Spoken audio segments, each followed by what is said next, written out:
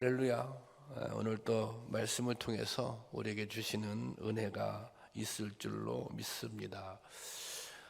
제가 목회를 하면서 스스로 항상 던지는 질문이 있습니다. 정말 잘하고 있는가? 또 바른 방향으로 나가고 있는가? 최선을 다하고 있는가? 그리고 믿음으로 목회를 하고 있는가? 주님만 바라보고 주님만을 의지하며 주님의 인도하심을 따라서 그리고 온전히 하나님의 뜻만을 구하며 목회를 하고 있는가? 이렇게 스스로에게 질문할 때가 있습니다. 이렇게 질문해 놓고 보면 부족하다, 또 부끄럽다, 그런 생각이 듭니다. 김봉희 권사님께서 지난 주간에 소천하셨습니다. 하늘나라에 가셨는데요. 한번 사진 좀 띄워주실래요? 김봉희 권사님이세요. 제 교회에서 찍은 사진인데 사진이 몇 장 더 있더라고요. 예, 예. 권사님 사진을 보면 특징이 있는데 이렇게 사진을 보면 항상 웃는 표정이라고 하는 거. 우리가 이렇게 웃을 때 사진을 찍기 위해서 이렇게 좀 가식적으로 웃는 경우도 있잖아요. 그런데 늘 저 모습을 잃지 않으셨어요. 제가 돌아가신 김봉희 권사님을 생각할 때 좀 그 권사님에게도 힘들었던 순간들, 힘들었던 때가 있었던 거죠. 어쩌면 힘든 인생을 사셨지만 정말 믿음으로 사신 분이다. 주님만 바라보고 또 주님만 의지하며 주님의 인도하심을 따라 살아간 분이다. 저는 그렇게 이분에 대해서 말할 수 있겠습니다. 제가 12년 가까이 지켜온 바로. 그래서 이제 장례 예배를 쭉 이렇게 이제 집리하면서도 돌아오면서 저희 아내하고 우리도 참 잘 살아야 되는데 정말 목사가 믿음으로 산다 이런 표현이 좀 그렇지만 정말 우리가 믿음으로 살아야 되는데 이제 그런 이야기를 나눴습니다. 우리 권사님 같은 경우는 교회에 굉장히 일찍 오셨어요.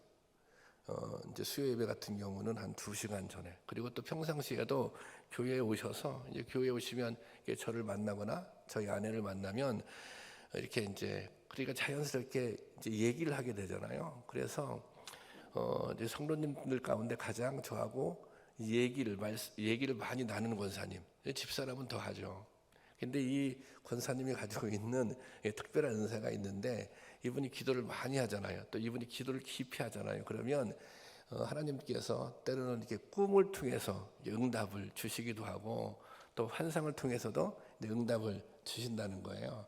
10년 전쯤에 이제 우리 교회 오셨으니까 그때는 저희가 교회를 이곳에 이제 건축을 하고 또 그때 당시 모였던 성도님들도 지금의 절반조차가 안 됐어요. 그러니까 저희는 권사님에게 당연히 교회 부흥을 위해서 기도해달라고 교회는 크게 지어놨는데 너무 지금 모이는 수가 적다 그런 말씀을 드렸을 거 아니에요. 예, 그분은 이제 기도해달라고 부탁하시면 중보를 요청하면 또 열심히 하시니까. 근데 어느 날 권사님 오셔서 목사님, 제가 정말 교회를 위해서 기도하고 또 기도하고 또 기도하고 있는데 제가 이런 꿈을 꾸셨다는 거예요. 저희 아내가 그 이제 광주리 있잖아요. 광주리를 이렇게 들고 있는데 그 광주리 안에 병아리들이 막 꽉 찼더래요. 병아리들이. 그러면서 이제 그렇게 말씀하시더라고요. 창기분교회는 부흥할 거라고, 그리고 또 이 아이들이 많이 모이게 될 거라고. 지금 2층에 내려가 보면 지금은 좀 뭐 덜 모이지만 정말 병아리 같은 아이들이 파글파글해요. 그래서 권사님이 그 말씀이 그게 정말 응답이셨다. 그래서 권사님 말씀대로 됐구나. 그래서 이제 그런 제가 이런 기억이 있습니다. 여러분, 우리가 정말 우리가 다 믿음을 가지고 있잖아요. 근데 정말 믿음으로 어떻게 살 것인가, 이것은 이 중요한 문제입니다. 그리스도인은 믿음을 삶의 가장 중요한 가치로 삼고 살아가는 사람들입니다. 우리 삶의 가장 중요한 것은 믿음을 지키는 것입니다. 사실 우리는 늘 믿음으로 살아보기를 결심하고 나름대로 노력을 기울입니다. 하지만 그 결심대로 늘 믿음으로 살기는 쉽지 않습니다. 우리 삶에는 수많은 문제들과 상황들이 있고 이것이 믿음을 흔들고 약해지게 하는 요인이 되는 것입니다. 그러나 흔들리고 약해져도 포기해서는 안 되는 것입니다. 때로 주저앉을 수도 있지만 다시 일어나야 하는 것입니다. 믿음을 지키는 것은 단지 삶의 한 방식을 선택하는 것이 아닙니다. 여러 가지 삶의 스타일이 있는데 하나를 선택하는 게 아니에요. 이 일은 우리 인생의 성패를 가늠하는 일입니다. 왜냐하면 믿음이라고 하는 것은 생명에 관한 문제거든요. 영원한 미래에 관한 문제거든요. 그래서 우리가 믿음을 잘 지키는 것 너무너무 중요합니다. 바울은 로마서를 통해 믿음의 길을 가고 있는 성도들에게 믿음에 관한 본질적인 질문과 교훈을 전하고 있습니다. 이 로마서는 믿음이 없는 사람들에게 주신 말씀이 아닙니다. 로마교회 성도들은 나름대로 열심히 있었습니다. 그리고 신앙적인 지식도 많이 있었습니다. 또 교회도 제법 든든하게 세워지고 있었습니다. 하지만 이 로마교회 성도들에게 한 가지 부족한 점이 있었습니다. 바울이 볼 때 그 부족한 점이 무엇입니까? 그것은 로마교회 성도들이 받은 은혜가 있어요. 예수님께로부터 받은 은혜가 있는데 그 받은 은혜에 합당하게 신앙생활을 하고 있지 못하다는 거예요. 받은 은혜가 있는데 받은 은혜만큼 믿음으로 살고 있지 못하다. 다른 말로 표현한다면 은혜를 받았는데 받은 만큼 변화된 삶을 살지 못하고 있다. 이제 그 문제를 지적하고 있습니다. 바울이 로마서를 쓴 가장 중요한 이유 중에 하나는 자신들이 가지고 있는 믿음을 돌아보라는 것입니다. 자기들이 가지고 있는 신앙의 삶을 돌아보라는 것입니다. 정말 하나님께로부터 예수 그리스도로 말미암아서 은혜를 받았는데 내가 은혜를 받은 만큼 그 은혜의 근거에서 살아가고 있는지, 은혜를 받았다면 그것이 변화된 삶으로 나타나야 되는데 그 변화된 삶으로 은혜를 받은 만큼 변화된 삶으로 나타나고 있는지 한번 스스로 판단해 보라는 것입니다. 여러분들도 받은 은혜가 있는데요. 내가 받은 은혜만큼 그 은혜에 합당한 삶을 살고 있는가? 여기서 받은 은혜만큼은 뭐예요? 내가 그 은혜만큼 변화된 삶을 살고 있는가? 그렇게 한번 자신을 점검해 보라는 것입니다. 바울은 이 로마서 전반부에 복음의 원리에 대해서 설명합니다. 복음의 원리라고 하는 것은 누구든지 예수님을 믿으면 구원을 받는다는 것입니다. 원래 모두가 죄인이었어요. 그런데 이 죄 때문에 하나님께 나갈 수 없거든요. 근데 이 죄의 문제를 예수님께서 해결해 주신 거예요. 그래서 어떻게 해결해 주셔서 십자가 못 박혀 돌아가셨잖아요. 그래서 누구든지 이게 나이, 성별, 민족 이거 다 차리 누구든지 예수님께 나가기만 하면 구원을 얻는다는 것입니다. 그래서 우리가 어떻게 구원을 얻는 거예요? 하나님의 전적인 은혜로 구원을 받았다는 거예요. 이것이 받은 은혜예요. 죽을 수밖에 없는 인생이었었는데 하나님의 진노 아래 있는 인생이었었는데 예수 그리스도의 보혈의 공로, 구속의 은혜로 정말 의롭게 되어서 하나님 앞에 나갈 수 있게 되었다. 구원을 얻게 되었다. 이 은혜를 받았다는 거예요. 우리도 마찬가지지 아닙니까? 우리도 이 은혜를 받은 거예요. 그런데 이렇게 큰 은혜를 받았지만 이 은혜에 합당하게 살지 못하다는 거예요. 사도 바울은 이 은혜에 합당한 삶을 어떻게 표현하고 있어요? 변화된 삶에 초점을 맞추고 있습니다. 바울이 이렇게 고백해요. 로마서 1장 16절 한번 볼까요? 16절 다 같이 읽어보겠습니다. 시작. 내가 복음을 부끄러워하지 아니하노니 이 복음은 모든 믿는 자에게 구원을 주시는 하나님의 능력이 됨이라. 먼저는 유대인에게요, 그리고 헬라인에게나 모든 믿는 자에게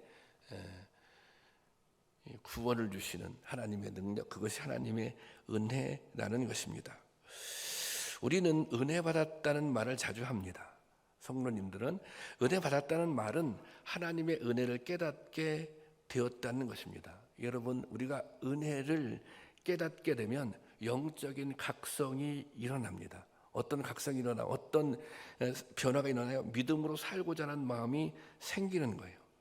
사도 바울은 자신의 체험을 통해 은혜 받은 사람의 변화를 누구보다 잘 알고 있습니다. 자신이 변했거든요. 다메섹도성에서 예수님을 만난 다음에 예수 믿는 사람을 핍박하던 사람이 목숨을 걸고 복음을 전하는 사람으로 바뀌었잖아요. 자기 자신을 통해서 이 복음의 능력이 어떠한 건지, 은혜의 힘이 어떠한지를 깨달았던 거예요. 그래서 그것을 설명하고 있는 거예요. 당시 정말 은혜를 받았다면, 구원의 은혜를 고백한다면 이렇게 살아야 돼, 이런 삶을 살아야 돼, 그렇게 권면하고 있습니다. 그것이 본문 1절 말씀입니다. 자, 1절 같이 보겠습니다. 시작.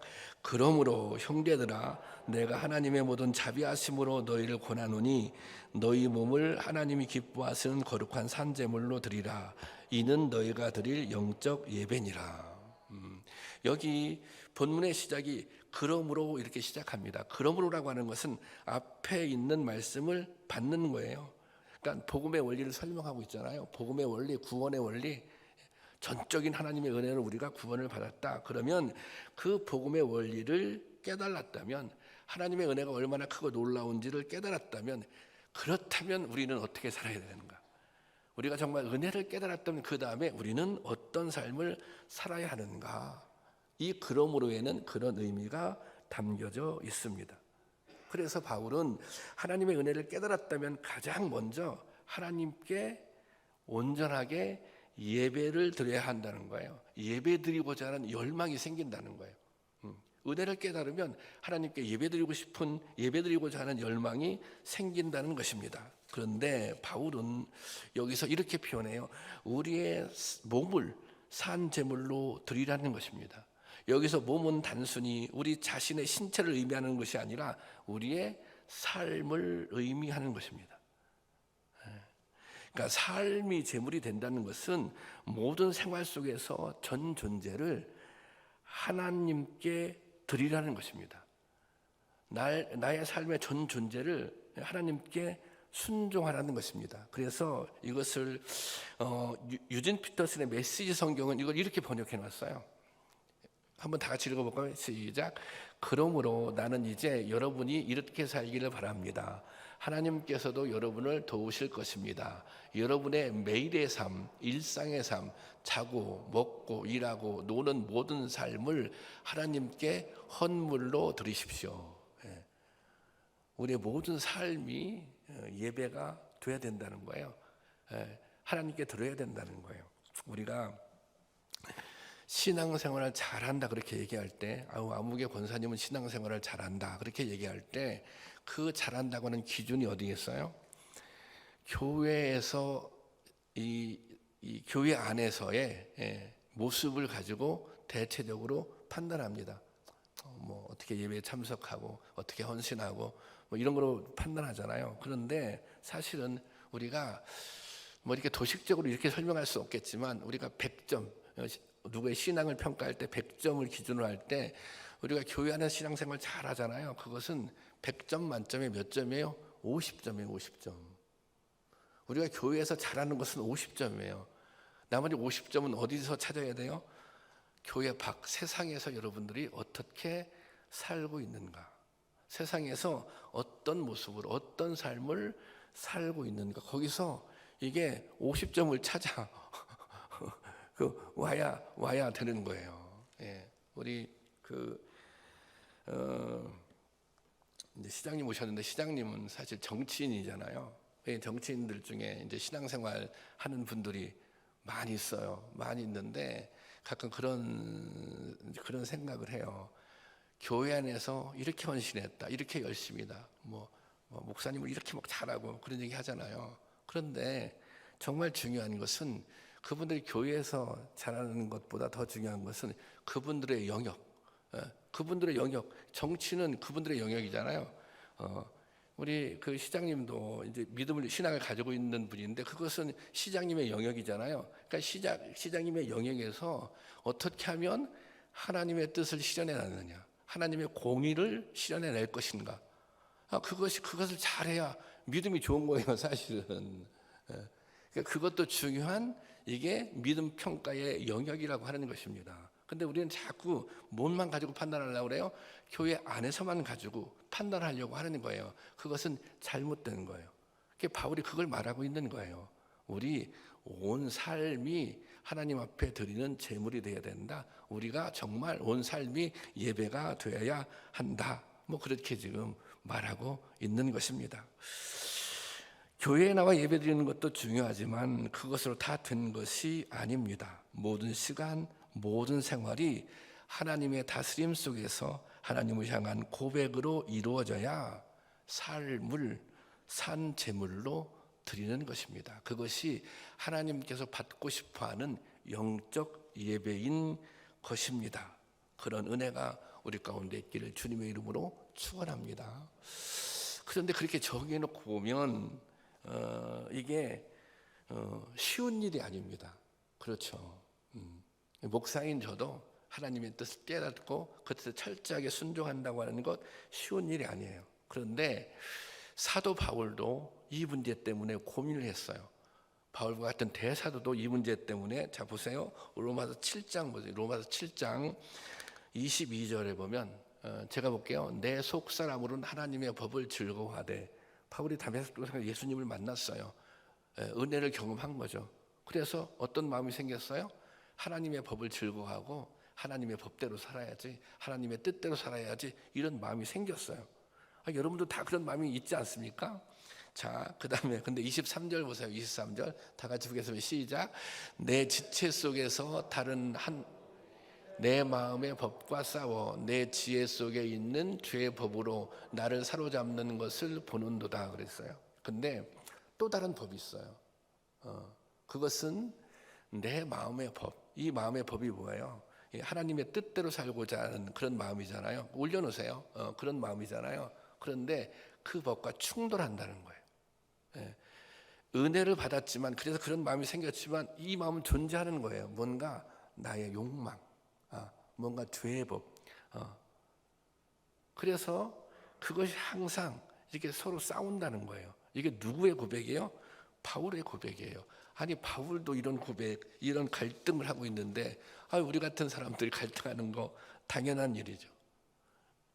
지금도 여러분과 제 안에는 이런 치열한 전투가 계속되고 있는 것입니다. 우리 안에는 하나님의 법과 죄의 법 사이에서 끊임없이 갈등하며 살아가고 있는 것입니다. 그런데 이 싸움에서 이겨야 믿음으로 살아갈 수 있는 거예요. 성숙한 믿음이라고 하는 것은 우리가 싸우면 10번 싸우면 10번 다 이기면 정말 온전한 믿음이죠. 성숙한 믿음이죠. 이 싸움에서 이기면 이길수록 어떻게 가는 거예요? 성숙한 믿음으로 가는 거예요. 성화된 믿음으로 가는 거예요. 어린아이와 같은 믿음은 이 싸움에서 많이 져요. 그 믿음이 성장해서 좀 청년과 같은 믿음으로 가면 좀 이기기 시작해요.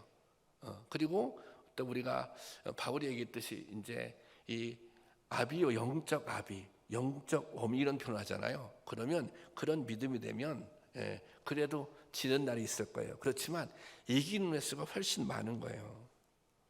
그러니까 우리가 이 싸움에서 이겨야 뭐예요? 믿음으로 살아갈 수 있는 것입니다. 그런데 바울이 고민했잖아요. 내가 항상 이것 때문에 갈등한다.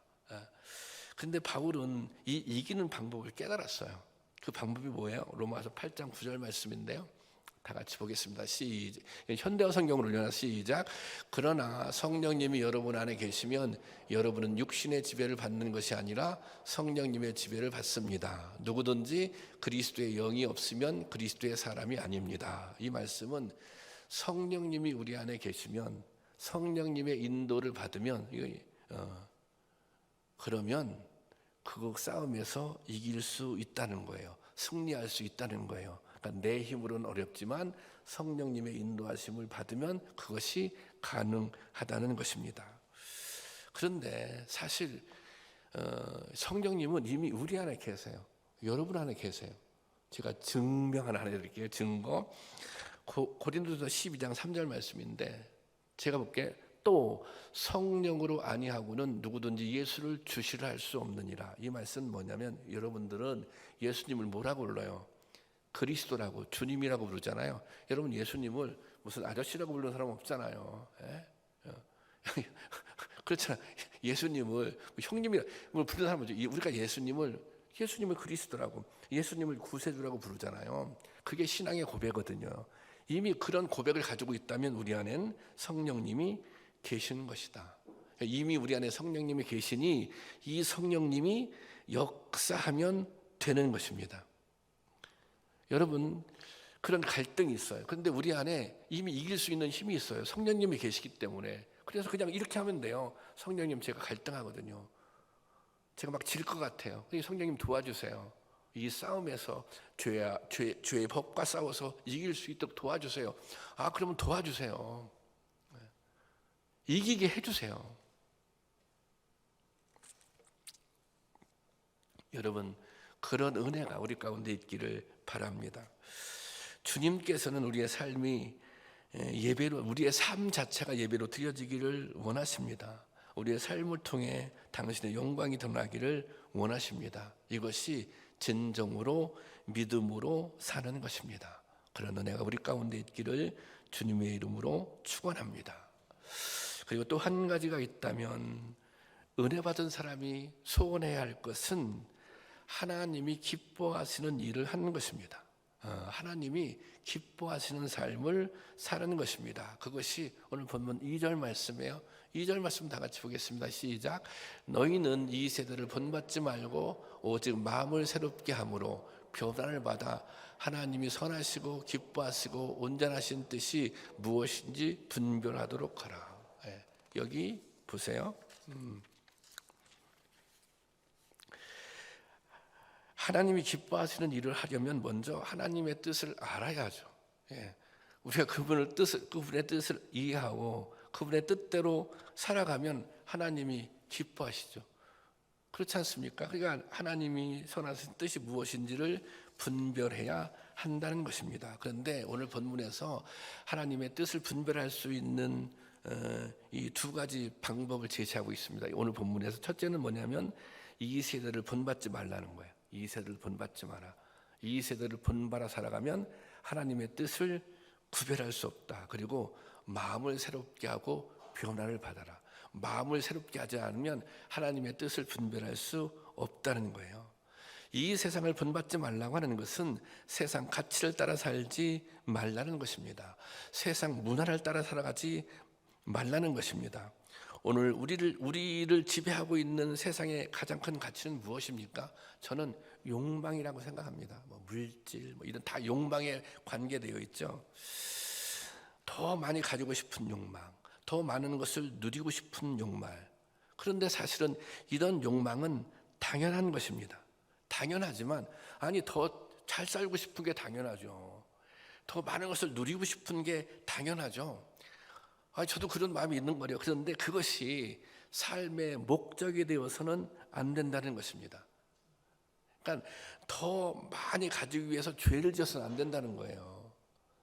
더 많이 누리기 위해서 하나님의 뜻을 거역하면 안 된다는 거예요. 그런데 그것이 삶의 목표가 되어버리면 뭐예요? 하나님의 뜻이 안 보여요. 하나님의 뜻을 분별할 수가 없다는 것입니다. 그리고 마음을 새롭게 하라고 하는 것은 마음을 고쳐먹으라는 거예요. 뭔가 내 안에 좀 이렇게 욕망을 향한 마음이 있다면, 세상 가치를 향한 마음이 있다면 그것을 좀 고쳐먹으라. 내 뜻이 아니라 하나님의 뜻대로 마음을 바꾸라는 것입니다. 우리가 마음을 고쳐먹어야 할 대목들이 많이 있어요. 성도들이. 저는 이 가장 중요한 기준, 마음을 고쳐먹기 위해서 가장 필요한 첫 번째가 무엇이냐면, 우리가 말을 하잖아요. 말을. 근데 말을 하는데 그냥 말하지 말고 생각하고 말하라는 거예요. 우리가 행동을 옮기잖아요. 그런데 그냥 행동을 옮기지 말고 생각하고 행동을 옮기라는 거예요. 그런데 어떤 생각을 하는 거예요? 내가 이렇게 말하는 것이 믿음으로 하는 말인가? 내가 이렇게 행동하는 것이 이 행동이 하나님이 기뻐하실 만한 행동인가? 생각해보고 말하는 거예요.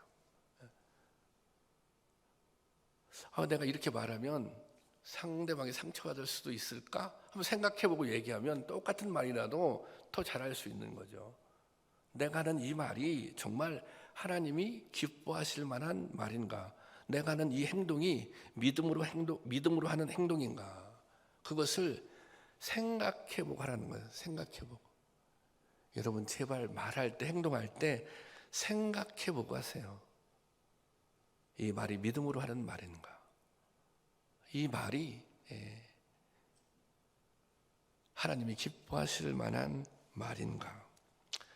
사도 바울이 이 빌립보 교회 성도들에게 이렇게 권면합니다. 빌립보서 4장 8절 말씀인데 그냥 제가 볼게요.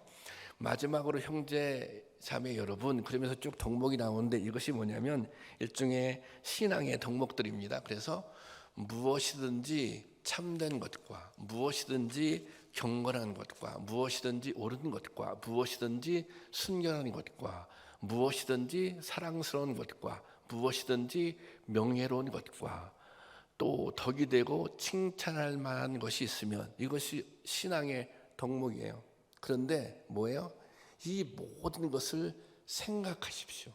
지금 내가 말하는 것이, 내가 행동하는 것이 이것이 진실한지 경건한지 옳은지 정결한지 덕이 되는지 하나님이 기뻐하실 만한 일인지 하나님께 칭찬을 받은 일인지 생각하고 말하는 거예요.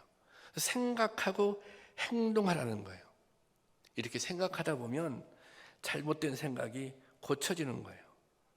이렇게 생각하다 보면 잘못된 마음이 교정되는 것입니다. 이런 교정, 이런 고쳐짐을 통해서 뭐가 나타나는 거예요? 변화가 자연스럽게 나타나는 것입니다.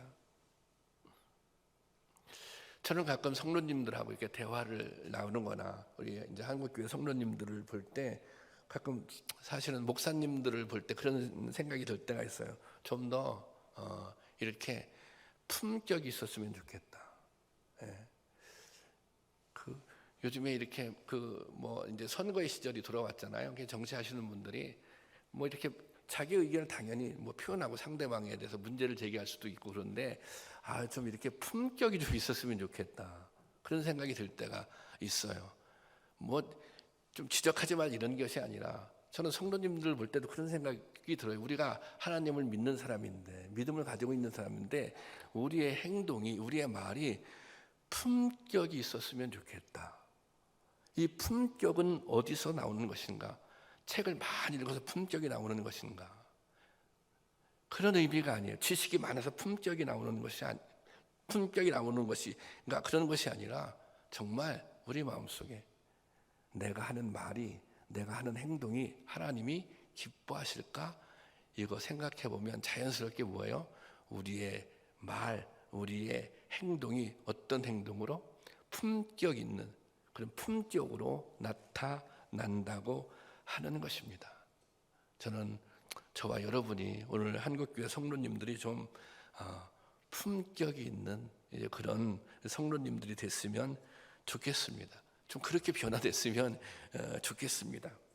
이 본문을 보면 변화를 받으라 이렇게 기록되어 있잖아요. 근데 이런 의미가 있어요. 변화를 해라가 아니라 변화를 받으라는 거예요. 그것은 뭐냐면 내가 주도적으로 변화되는 부분이 있겠죠. 그렇지만 이 변화를 받으라고 하는 것은 내 의지가 아니라 뭔가 다른 요소에 의해서 다른 무엇의 개입을 통해서 가능하다는 거예요.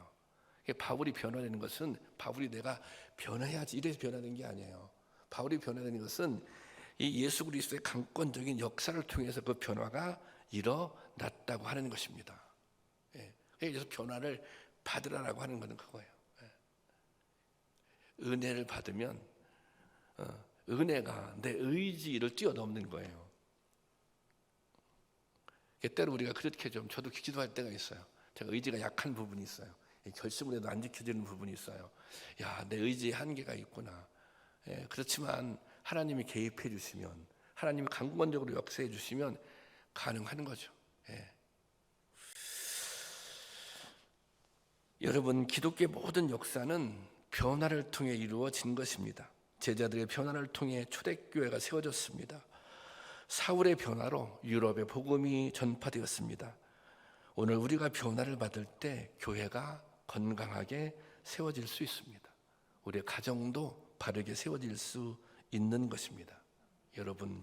여러분은 예수님을 믿고 나서 무엇이 변화되셨습니까? 한번 여러분 스스로에게 질문해 보세요. 나는 예수를 믿고 나서 내가 무엇이 변화됐는가? 다른 사람을 사랑하는 그 마음이 깊어졌는가? 용서하는 마음이 더 깊어졌는가? 나는 더 겸손해졌는가? 나의 성품이 달라졌는가? 나의 인격이 변화됐는가? 여러분, 우리가 정말 받은 은혜가 큰데 우리는 얼마나 받은 은혜에 합당한 삶을 살고 있습니까? 우리는 얼마나 믿음으로 살고 있습니까? 우리의 믿음을 돌아보고 나에게는 어떤 변화가 필요한지, 우리 자신의 모습을 돌아보고 오늘 나에게는 어떤 변화가 필요한지를 깨달으시기 바랍니다. 그리고 하나님께 간구하세요. 내 삶에 개입해달라고. 내가 정말 이렇게 변화되고 싶은데 이 변화될 수 있도록, 때로 내가 변하려고 노력해도 안 되는데, 그렇지만 주님이 내 삶에 개입해달라고, 그래서 정말 내가 변화된 삶을 살게 해달라고 그렇게 간구할 수 있기를 바랍니다. 주님이 관건하시는 역사를 통해 새로운 변화가 우리 모두에게 임할 수 있기를 바라고요. 그래서 더욱 믿음으로 살아갈 수 있기를 주님의 이름으로 축원합니다.